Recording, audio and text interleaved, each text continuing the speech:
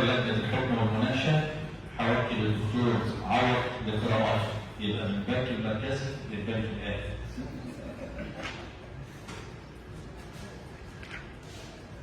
بسم الله الرحمن الرحيم. قرار لجنة الحكم على الرسالة المقدمة درجة الدكتوراه المهنية في إدارة الأعمال DBA تخصص إدارة البنوك للباحث إيهاب أحمد مصطفى أحمد في تمام الساعة 12:10 ظهرا من يوم الأربعاء الموافق 16/7/2025. اجتمعت اللجنة المكونة من السادة الأستاذ الدكتور ياسر أحمد مدني مشرفا ورئيسا،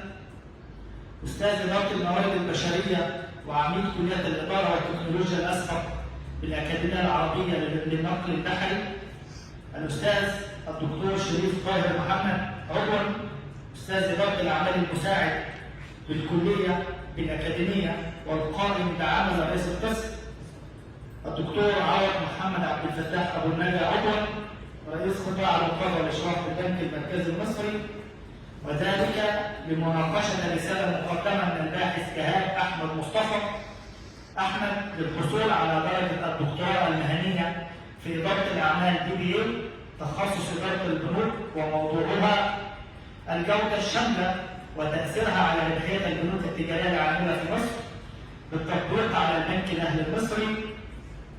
وقد استغرقت المناقشة عدد 2 ساعة، وبعد المناقشة اختلت اللجنة بالمداولة وقررت أن الرسالة المقدمة من الباحث إيهاب أحمد مصطفى أحمد يرقى للحصول على درجة الدكتوراه المهنية في إدارة الأعمال DBA تخصص إدارة البنوك، واقترحت منح الباحث إيهاب أحمد مصطفى أحمد درجة الدكتوراه المهنية في إدارة الأعمال DBA تخصص إدارة البنوك.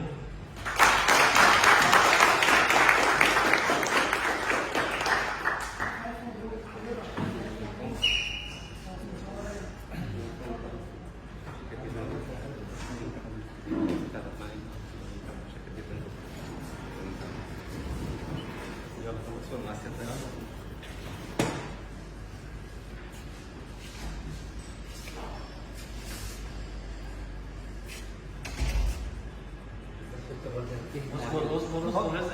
علق تعالى